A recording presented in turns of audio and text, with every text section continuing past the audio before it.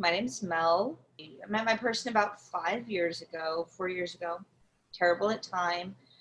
We were together about 3 years. Um, we were in a relationship that we kind of knew we were each other's person right away. But unfortunately, I lost him to suicide mid-November last year. I'm Amy.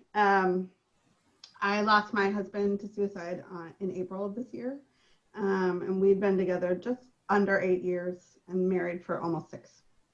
My name is Janice. I lost my husband, Philip, on January 2nd, 2020. We were together for a little over 13 years and married for 6 months. I'm Christina. I lost my husband, AJ, in November 2019, so 10 months ago. We were together for about 6 years and married for 4. Hi, my name is Kelly. I lost my person to suicide August 19, 2019, and we were together since 2006, so 13 years. So around the topic of the complexity of suicide prevention, background to my person is he was a high-ranking Marine officer that had been deployed 7 times. My job is to work in conflict zones as a civilian advisor. A lot of my work deals with trauma-informed programming, so trying to deeply understand what might be happening to humans as they process the really, really hard things about really, really hard things. I've done work with Veterans Affairs. When we got together, part of our couple's superpower was to be able to talk about anything. And we had endless talks about the complexity of working in conflict and what it feels like to come back. I'd had a lot of lessons learned of working with various communities that had to kind of stare into the challenges of things. We talked about it over eggs. It wasn't a feature of our daily lives. Normally we just went to listen to live music and had a good brunch and had a good Tuesday. But I do feel like our conversations were quite kind to the nature of mental health and the complexities of mental health. And I mean, he would tell me stories, he would tell his Marines about going and getting help and how important it was. And there was such empathy, I think, in our relationships to the challenges of what it was to feel hope in the face of your brain messing with you or the world messing with you or different things. And one night we had a pretty run-of-the-mill couple, hey, negotiating our territory type of a fight. And I just come back from being overseas and had a really hard time over there and just needed to sleep out on the couch just because I just needed sleep. It wasn't a, this is over, things are terrible situation. I just needed some sleep. And I woke up and he was gone. And so I guess the thing I would say about the complexity of suicide prevention is that you can try all the right things and not even know that it's there and do the right things. And if somebody's not letting you know about it, there's just a limited amount of response that you can make. And if love was the answer and if knowledge was the answer, he would be here and he'd be sitting here on this call next to me. So do your very best to not beat yourselves up, because it is it's a lot that we don't get to be in charge of or be experts on or have a say about. I think it's really hard for people to be honest about what is difficult for them. And I know in my case, my husband struggled with alcoholism, and it was very difficult for him to be truthful about his struggles. When I hear that suicide is preventable because it's a big sentence in suicide prevention. I think about what I knew, because I did know that he was struggling. I knew that he was having a hard time. I knew that he had thought about suicide before. I was there with him every day, and I still wasn't able to stop what happened. I found my husband, and I then had to notify a lot of people. And one of the questions that come up often is, well, were there warning signs? Did you know? It's a really difficult question, whether you knew nothing or whether you knew a lot. Absolutely. And I guess, I come from it from that perspective as somebody who knew a lot of what was going on with my partner. We had been, like I said, we were together for about 13 years, and for 10 of those, I was aware that he was struggling with depression and anxiety. He had a suicide attempt around that time, and that's how it all kind of came up. But throughout those years, he was very open with me about what was going on. I went with him to almost all of his appointments with psychiatrists. I took him to like psychiatric emergency rooms when he was having crisis. And when I was thinking about suicide prevention and having this talk with you all, I was thinking about what was I taught about suicide prevention, because I was with somebody who had suicidal ideation, quite a few times throughout our relationship, and I was there involved in his care. But I can't recall ever being given like education, I feel like in, many other like health conditions, you're given patient education.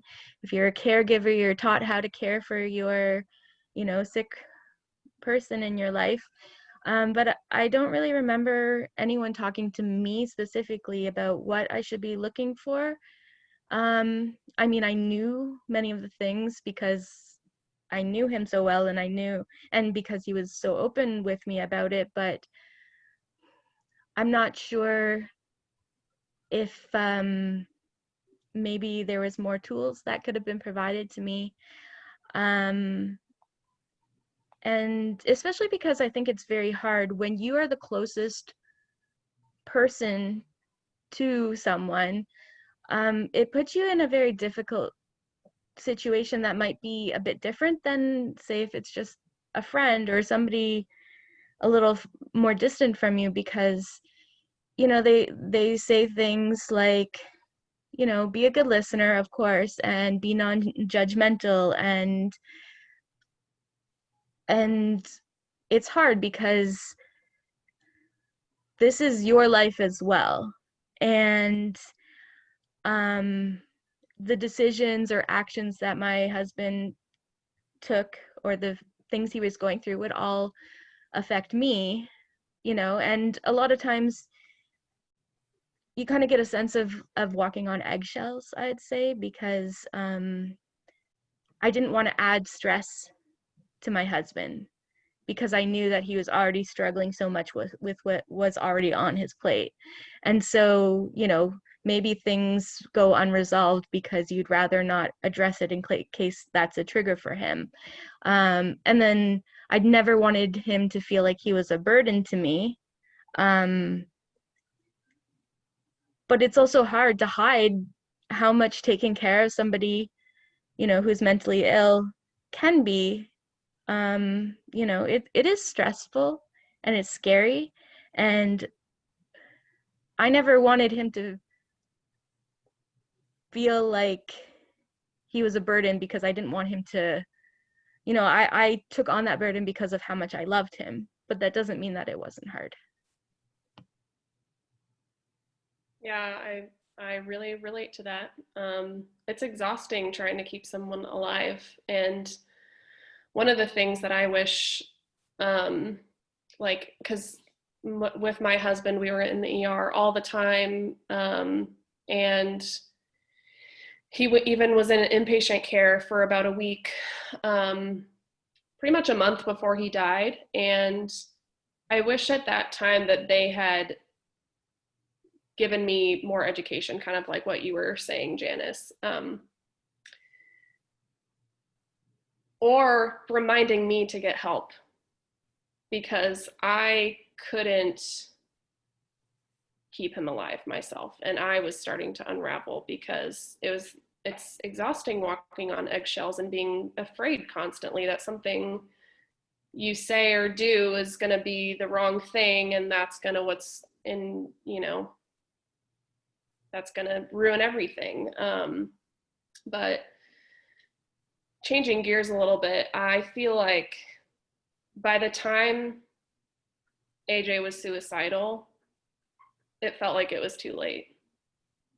And that's the issue I have with suicide prevention, is that it shouldn't even get to that point. There was a lot of life that was lived before he got to me, and a lot of things that I wish had been worked on earlier. And I don't know if he had been able to confront those things earlier in his life, then maybe he'd still be here. But it was like there was too much that had built up, and it was literally destroying his body. Throwing up every day, migraines, panic attacks, like just all of these weird physical symptoms started to happen. So I relate to that too. I think my husband also struggled with physical symptoms. And I think one of the things that I wasn't able to find anywhere, either before or after I lost him, was really good sort of education about the mind-body connection and how common it is. And what I've seen sort of in the widow groups that I've been a part of, how common it is for people who are struggling with suicidal ideation and depression to have physical symptoms that manifest as physical sickness. And that was something I found out after it was too late. But like Christina, my husband was in and out of specialists and hospitals and was throwing up every day for 2 months. And he wasn't honest with me about his sort of mental state. So, the day before he took his life, we talked about if he might be feeling suicidal, and he assured me that he was not, and that he did not have a plan. And the last words he ever said to me were that he was committed to raising our son. And so I know he was undergoing like an incredible personal mental struggle. And then after he died, I just felt like a lot of the talk about suicide prevention made me feel like somehow I'd failed. Like, it's so easy to just call a hotline and then someone is saved. Or if I'd just taken him to the hospital, that he would still be alive. And I even asked my therapist early on, I said, is anyone writing or thinking about how sort of some of the rhetoric around the preventability of suicide might make people feel on the other side? And she didn't know that anyone was doing that. And I think it's really important to say that we can help people, and that people can be saved, and people are able to overcome mental health challenges, but also that if you weren't able to save your person, it's not because of something that you did wrong. Absolutely, Amy. And I definitely, seeing like suicide prevention things, it does feel like, yeah, if suicide can be prevented, then I somehow failed. But I know that it's more complicated than that. I know that I prevented suicide many times. My husband told me that I saved his life many times. So I did it until I didn't. And what I was thinking about when kind of looking at like what you typically hear about with suicide prevention is it's all about, yeah, getting that person to the resources, like getting them to professional help, getting them to call a hotline so that they can be connected with resources, but not as much about like what happens after that. How can you support, because it's not you get to see a professional, they give you medication, you talk to your therapist, you're fixed. It's an ongoing thing. And even having all the support does not mean that a person won't end up dying by suicide. And of course, there's many places where those resources are lacking. I remember one time I took my husband to the Emerge because he was having suicidal ideation. They ended up sending him home, but they gave us a number to call for a center that it was like a house where you can spend the night and they keep an eye on you if you're having like suicidal ideation or something. They gave us a number to call when we got home, and I called and called and nobody answered, and so I just stayed up all night with my husband. And also we had trouble getting him a dedicated psychiatrist. He was in a bridging clinic, which was kind of supposed to like bridge between the ER and, you know, more long-term resources. And he had to go there. It was a walk-in clinic, so he'd have to wait like 4 hours to see somebody, see a different psychiatrist every single time he went. So those people didn't really know him besides what they could read in his chart. And I definitely felt like that's one of the ways that he fell through the cracks in the mental health system. Janice, sorry, something that's coming up for me is a lot of things we do in analysis, we'll talk about a theory of change, right? Like a hypothesis. If we do this, then this happens, then we do this, then a result. And I do think a lot of prevention has a flawed theory of change, which is like, if only they knew, if only this, if only this. And the problem is as you guys well pointed out, there's a million pathways, and there's a grief specialist. There's a number of books out there named David Kessler. I've talked about him. But I remember listening to a talk, and it was the first time I could feel the weight lifted off, a little bit off my chest, a little alleviation, is he was talking about how, you know, there's hospitals with architects that are trained to alleviate anxiety. There are trained nurses. There's an intake form that is specifically designed to help people. There are doctors there, and they still lose people.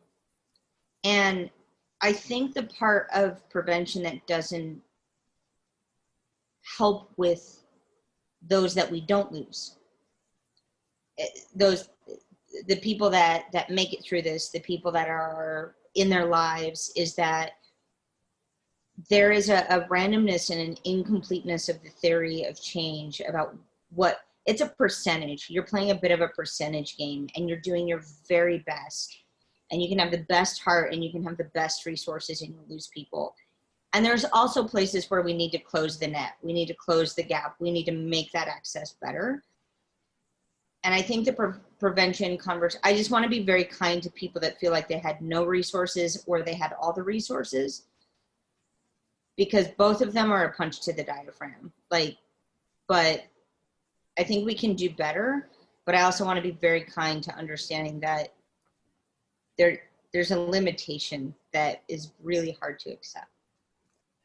I wanted to go back to something that Christina mentioned about how far back some of these issues can go to. And that's one of the big issues that suicide prevention doesn't go into, is that when we talk suicide prevention these days with 800 numbers, it's when your person's at the end of that rope. It's like the last resort. It is. And there was way back when they picked up that rope, or it was for whatever reason.